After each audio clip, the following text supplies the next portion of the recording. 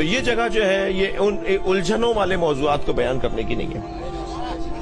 میں آپ سب سے، بچوں سے، جوانوں سے، بزرگوں سے گزارش کروں گا کہ میں خطیب، میں ذاکر جب یہاں آ کر زندہ باد مرد آباد حلالی حرامی کی باتیں کروں کسی موضوع پر، تو خدا کے لیے کم سے کم پرچی اس کو ضرور بھیج دیں کہ بھائی یہاں پر یہ والی باتیں نہیں کرو۔ مولا کے فضائل کیا کم ہے جو تم ہمیں ایک دوسرے کو حلالی حرامی بول رہے ہو؟ اہل بیت کے کمالات بیان کرنے کا موضوع کیا کم ہے جو تم آپس میں لڑوانے کی باتیں کر رہے ہو؟ ہم تو سنیوں سے پیار کر رہے ہیں، تم آپس میں لڑ رہے ہو۔ ہم تو ہندوؤں کو مجلس میں آنے کی دعوت دے رہے ہیں، تم آپس میں لڑ رہے ہو۔ تو بہت سارے 50 لاکھ موضوعات ہیں جنہیں بیان کرنا چاہیے۔ تو خدا کے لیے ایک تو یہ والا موضوع کسی طرح سے ہمارے ہاں آہستہ آہستہ ریموو ہونا چاہیے۔ اس کا ہمیں کوئی فائدہ نہیں ہو رہا بلکہ الٹا ہمیں نقصان ہو رہا ہے۔ پھر دوبارہ تسلی دیجئے، ناراض تو نہیں ہے، خفا تو نہیں ہو رہے مجھ سے؟ دوسری گزارش مجھے شیعہ بھائیوں سے کرنی ہے، کر لوں؟ اپنے علماء کی مخالفت نہ کیجئے۔ عالم ہر طرح کا ہر جگہ ہوتا ہے، ٹھیک ہے؟ آپ جب ایک اچھے ڈاکٹر کو، ایک برے ڈاکٹر کو چھوڑ کر اچھے ڈاکٹر کی طرف چلے جاتے ہیں اور وہاں جا کے اس ڈاکٹر کی برائی نہیں کرتے، آپ کہتے ہیں ٹھیک ہے وہ ہمیں سمجھ میں نہیں آ رہا، ہم دوسرے کے پاس جا رہے ہیں۔ آپ ایک انجینئر کو چھوڑ کے دوسرے سے مشورہ کرتے ہیں، اگرچہ پہلے والے انجینئر نے آپ کے ساتھ کوئی دھوکہ بھی کیا ہوتا ہے، پھر بھی آپ جاتے تو انجینئر کے پاس ہی ہے نا۔ آپ کو اگر قانون کا مسئلہ حل کروانا ہو اور کسی وکیل نے آپ کے ساتھ زیادتی کی ہو تو بھی آپ قانون دان وکیل کے پاس ہی جاتے ہیں نا۔ کبھی ایسا نہیں ہوا کہ قانون کا مسئلہ حل کرنے کے لیے کسی وکیل نے زیادتی کی ہو تو آپ نے کہا اب میں مکینک سے جو ہے نا اپنا کیس لڑوں گا۔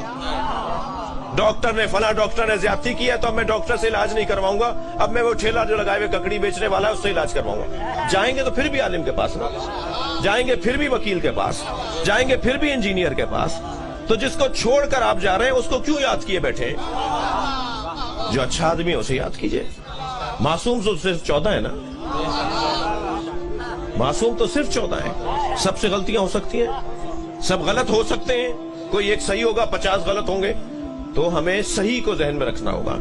جو قومیں اپنے علماء کی بے احترامی کرتی ہیں وہ ترقی نہیں کرتی ہیں، اور قرآن نے ویسے ہی منع کیا ہے کہ جو جانتا نہیں ہے اس سے بات نہیں کرو۔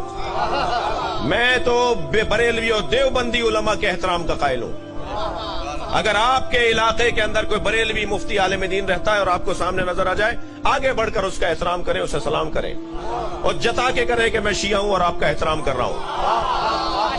دیوبندی عالم دین کا بھی احترام کریں، اس لیے کہ اگر عالم نہیں ہوگا تو بات کس سے ہوگی؟ قرآن تو منع کر رہا ہے کہ جاہلوں سے بات نہیں کرو۔ اذا خاطبهم الجاہلون قالوا سلاما، جب ان کے سامنے کوئی جاہل آ کے کھڑا ہوتا ہے وہ سلام کہہ کے گزر جاتے ہیں، بات نہیں کرتے۔ بات تو عالم سے ہوگی نا۔ تو خدا کے لیے اپنے علماء جو غلط ہیں ان سے آنکھیں بند کر لیجئے۔ سب صحیح نہیں ہے، مجھے پتا ہے، میرے قبیلے کے حالات بہت اچھے نہیں ہیں،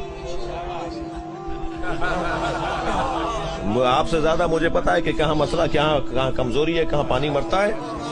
لیکن اس کا یہ حل نہیں ہے کہ پھر ہم انہیں چھوڑ کر، ہم جو ہے وہ عالم کو چھوڑ کے مکینک سے بات کریں گے تو شرعی مسئلہ بتا دے، انجینئر سے پوچھیں گے تم شرعی مسئلہ بتا دو۔ قرآن اور حدیث کا جو عالم ہے، اور مجھے نقن صاحب کی تو بڑی حسین مثال یاد آ رہی ہے، وہ فرماتے ہیں بے عمل عالم دین کا بھی احترام کرو۔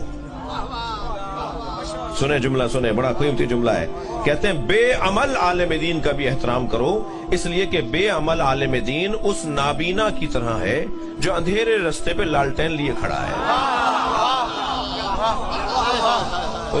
اسے خود تو نظر آ نہیں رہا مگر تمہیں تو رستہ دکھا رہا ہے، تمہیں تو شرعی مسئلہ بتا رہا ہے، تمہیں تو قرآن کی حدیث اور قرآن کی تفسیر اور حدیث کی تشریح کر رہا ہے۔